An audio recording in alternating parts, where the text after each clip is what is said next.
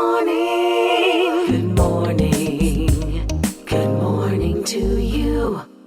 I'm sure you would have heard of Project Soft, that 1 week residential camp, and we're going to talk about that now. But we also want to hear from a parent whose child has benefited from Project Soft. Joining us is Mosiah Hoyt, who is the camp coordinator. He's also a counselor with the National Council on Substance Abuse, and with him is Kay Smith, a parent whose child has experienced the benefits of Project Soft. And good morning to each of you. Good morning, Casey. All right. Project Soft, Mosiah, is safeguarding our future today. And so what is it that happens in Project Soft, the 1 week residential camp? One power-packed week, Pearson. Project Safeguarding Our Future Today. And it's held at the Eastern Caribbean Bible Camp, April 16th to the 22nd. What happens within that week? Some of everything. We have the educational component, where we incorporate drug education to our boys. We also incorporate the fun elements. We have the breadfruit roast. Pearson, we have creative sessions. So for those creative sessions, boys are allowed to go into drama, dance, drumming. We have four creative sessions where it's mandatory that the boys engaging, in addition to organized sports, road tennis with the National Sports Council, non-contact boxing. Those are some of the options open to the boys to be a part of for the sports session, hoping that once there's some interest there or some natural ability, then there can be follow-up in our Prevention First program. We're already making inroads in that regard. So it is a packed week, along with an endurance challenge with the Barbados Cadet Corps. I'm really looking forward to that one. I'm going to participate too, and I know a little of what's going to happen. So I'm looking forward to that endurance challenge. We won't kill them, we promise you, but it will be a very engaging experience. And I'm so excited about this because, you know, boys are very physical. And so you're meeting them at their need, at their points as well. But there are 40 boys who are going to be in this 1 week's residential camp. How did you go about deciding who those 40 will be?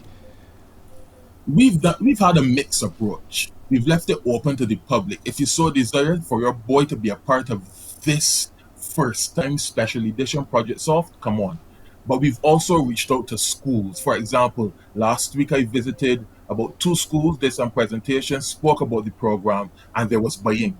So those schools will send to us about 4 or 5 boys who they think can benefit from the program immensely. So we've had a mixed approach, calling people in our own circles at the council, people who know about Project Soft. That is our most powerful weapon, word of mouth. So we have parents who have been a part of Project Soft, sharing about Project Soft, and therefore we have buy-in in that regard. So it's a mixed approach to how we get our boys on board. One of those parents, no doubt, who can speak glowingly of the benefits of Project Soft is Kay Smith. Kay, good morning to you. Good morning, Pearson. Tell me a little bit about why you think this is such an important step in the development of our young boys and why your son would have benefited as much from it. Well, Kyle benefited some 6 years ago, and I was introduced to the camp by Mosiah, who is a very good friend of mine. I enrolled Kyle because I saw the activities that were listed. Kyle was very shy, and he was just like in a bubble by himself. I saw that they would have been exposed to social graces, adolescent development, and they had the cultural side to it as well. And Kyle, at 11, Kyle liked his belly. So when he saw the menu, I think that got him more excited as well. I had a bit of fear sending him because as a single parent, letting your son go out that way for a whole week was nerve-wracking. But I was assured by the aunties and uncles that he will be well taken care of.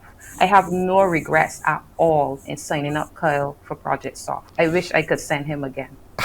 So what differences did you see in Kyle when he returned to you after that week? When Kyle came back, he had broken out of the shell a bit. And he even registered with the Next Generation Gavel Club, which is a public speaking club for juniors.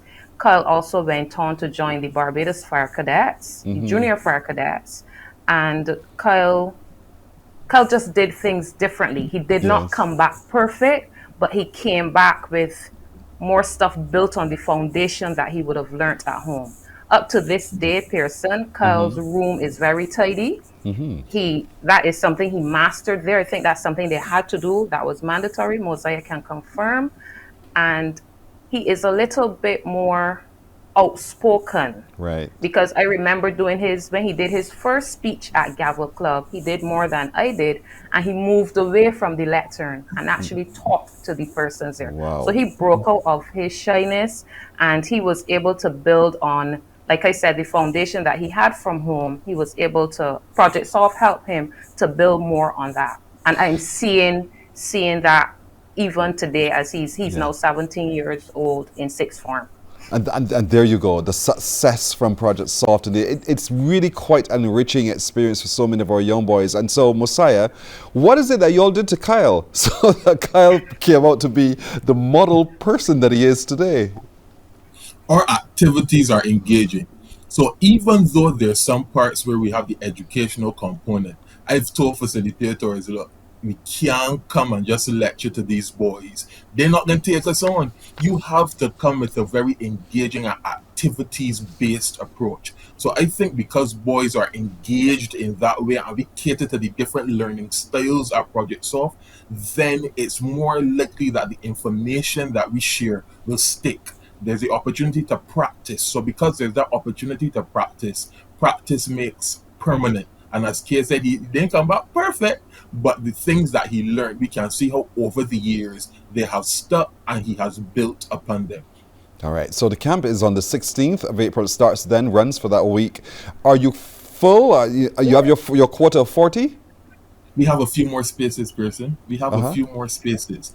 And I know parents may be a little concerned about residential. As Kay was saying, she had some apprehension at first. But we have experienced professionals working with us. We have educators, social workers. We have a counselor on board. We have Mosiah on board. We have former police officers on board. So we have experienced personnel working with our camp. We have members from the Division of Youth who are going to be present at the camp sharing information as well. So we have solid people on board.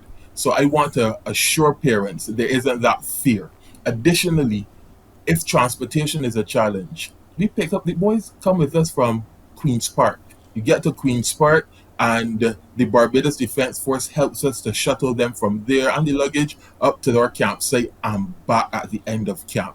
So we're trying to cut down as many limitations as possible. If there are challenges, we try to fix them. So we do have a few spaces left, Pearson. 535-6272. Call us at the National Council on Substance Abuse. And if you're unable to call, just come to the office. We're on the corner of First Avenue, Belleville and Point Road. The blue building with the car park underneath, you can't miss us. Come between 9 and 4 and we will register you. Myself or Agnetha Roach Chase. Just ask for either of us and we'll get the boy registered. All right, brilliant today. 535-6272. 535-6272, and see the changes that Kay saw in her son. You can see in yours as well. Young boys, future men, and we want you to know it's absolute to the Freestone on All Boys Camp starting the 16th of April. Project Soft. Project Safeguarding Our Future today. It's an Easter summer camp for boys at the Eastern Caribbean Bible Camp in Ruby, St. Philip. So we want to encourage your parents to get your boys enrolled. Let them come out, just as Kay Smith has recognized, a changed individual, but a better individual for it as well. Thanks to both of you. Kay, well done with your raising of your son. Keep it up, keep on him, and he will continue to be the great man that he is. I must also plug here too that the after camp activities for the parents also served me well as a parent, because I got to attend workshops with Faith Marshall Harris. I got to hear from Brian Bumblepane. I got to hear about financial planning. So it doesn't just end at the boys. Yes. The parents benefit as well. See, there you go. 535-6272. And also thank you to Mosiah Hoyt, who is a camp coordinator. He's also a counselor with the National Council on Substance Abuse. Every success with this new series of Project Soft. Thank you very much. Thank you, Bruce. Thank you. You're very welcome. Morning, morning, morning. Good morning.